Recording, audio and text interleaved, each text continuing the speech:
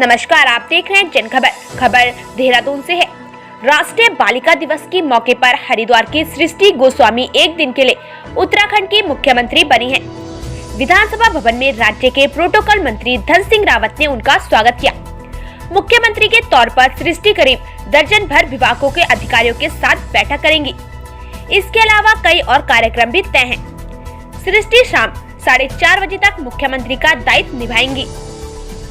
आपको बता दें कि सृष्टि गोस्वामी विधानसभा भवन में दोपहर 12 से 3 बजे तक समीक्षा बैठक करेंगी। दोपहर बाद 3 बजे बालिका निकेतन का निरीक्षण करेंगी। यही बालिकाओं के साथ दोपहर का भोजन होगा। शाम 4:30 बजे हरिद्वार के लिए प्रस्थान करेंगी। मुख्यमंत्री त्रिवेंद्र सिंह रावत ने कहा कि हमारे प्रदेश की बालिकाओं को सशक्त बनाने की दिशा में ये प्रयास है, जिससे ये मैसेज लोगों तक जाए कि हमारे प्रदेश की बालिकाओं में प्रतिभा की कमी नहीं है, वो कुछ भी कर सकती हैं। आज हमारे देश की महिलाएं हर क्षेत्र में देश का नाम रोशन कर रही हैं। ये कदम लोगों तक ये संदेश देगा कि महिलाओं को सपोर्ट किया जाए तो वो कुछ भी करने में सफल हो सकती हैं।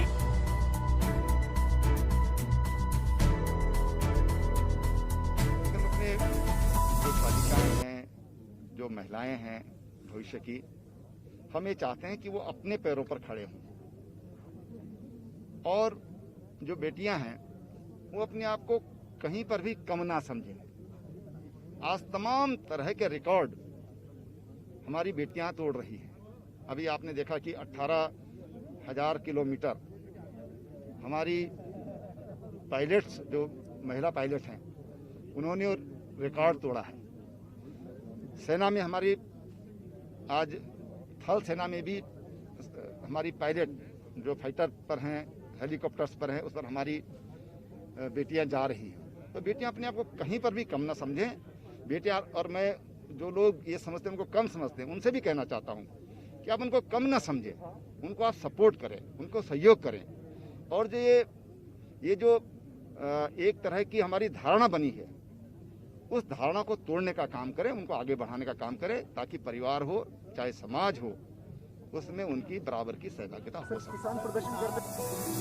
बाल दिवस के अवसर पर सरकार की इस पहल का लोग खूब सराहना कर रहे हैं। बाल आयोग के अध्यक्ष उषा नेगी ने बताया कि इस बाल विधानसभा का चयन पूरी तरह से सरकार के चयन जैसा होता है, जिसका चुनाव होता है। विधायक और मुख्यमंत्री सहित विपक्ष भी चुना जाता है। इस बाल विधानसभा का कार्यकाल पूरा हो चुका है, अब फिर से चुनाव किया जाएगा। इस पहल से बच्चों में राजनीतिक समझ का भी विकास होगा।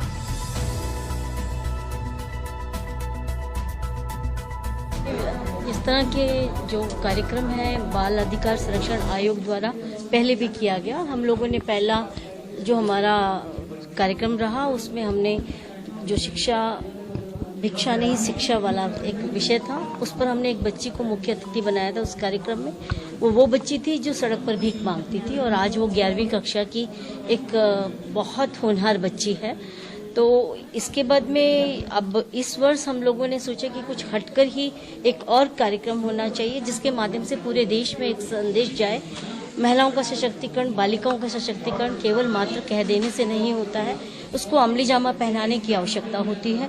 और एक संदेश इस तरह से जाए कि महिलाओं के अंदर एक कॉन्फिडेंस डेवलप हो सके। तो आर्थिक, सामाजिक और शैक्षिक आधार पर उनका सशक्तिकरण होना बहुत आवश्यकता है। उसमें नेतृत्व क्षमता भी पैदा करने की। तो वो सारी चीजें जब हमारे दिमाग में आई, तो हमको लगा कि क्यों ना एक दिन का मुख्यमंत्री बनाया जाए। एक नायक फिल्म आई थी, उसमें नायक की भूमिका जिस तरह से मुख्यमंत्री के रूप में रही, तो हमारा ये था कि एक महिला एक दिन की मुख्यमंत्री एक बच्ची बने और वो विभागों की समीक्षा बैठक करे, प्रगति रिपोर्ट ले कि आखिर किस तरीके से शासन स्तर पर कार्य प्रणाली चलती है, क्योंकि नेतृत्व क्षमता के साथ साथ में उसमें शासकीय और प्रशासकीय क्षमता भी उसके अंदर पैदा होने की आवश्यकता है। तो इसलिए हम लोगों ने एक ये कार्यक्रम का आयोजन किया और एक दिन के मुख्यमंत्री बनाकर पूरे देश को एक मिसाल के रूप में एक मुख्यमंत्री बनाकर दिया है। और मैं माननीय मुख्यमंत्री जी का भी इसमें बहुत आभार व्यक्त करती हूँ कि बहुत उन्होंने इसमें सहयोग किया और उनको भी उन्होंने इसकी सहज स्वीकृति दी।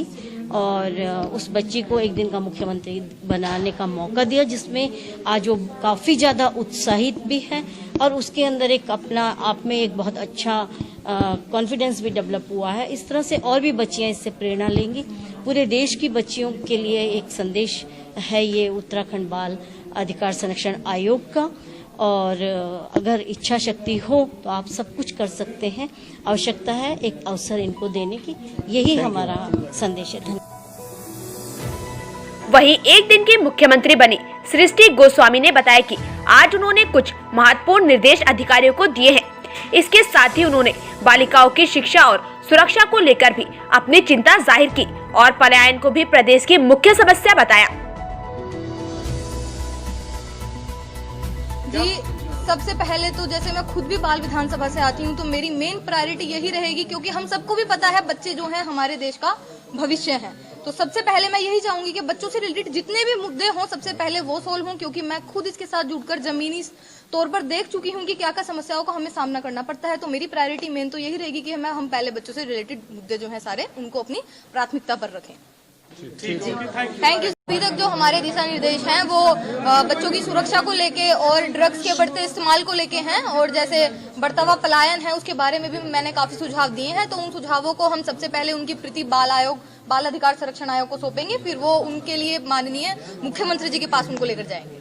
आपने कहा कि चूंकि जो नायक फिल्म थी उसका किरदार एक तरह से आपको लग रहा है, तो कैसा फील हो रहा है? सर वो तो एक रील था, सिनेमा लाइफ थी, और ये तो रियल में है। तो हम सोच सकते हैं कि कितना गूज़बम्स और कितना ज्यादा एक्साइटमेंट अभी हो रहा होगा। मैं जब मूवी में देख के ऐसा होता है तो वो चीज जब रियल में हो रही है तो वो कितना ज्यादा अच्छा। और इसके लिए तो मैं सबसे ज्यादा थैंकफुल हमारे जो मुख्यमंत्री साहब हैं उनके लिए हूँ, और राज्य बाल अधिकार संरक्षण आयोग उनका भी हृदय से धन्यवाद करती हूँ कि उन्होंने मुझे गोल्डन अपॉर्चुनिटी प्रोवाइड कराई।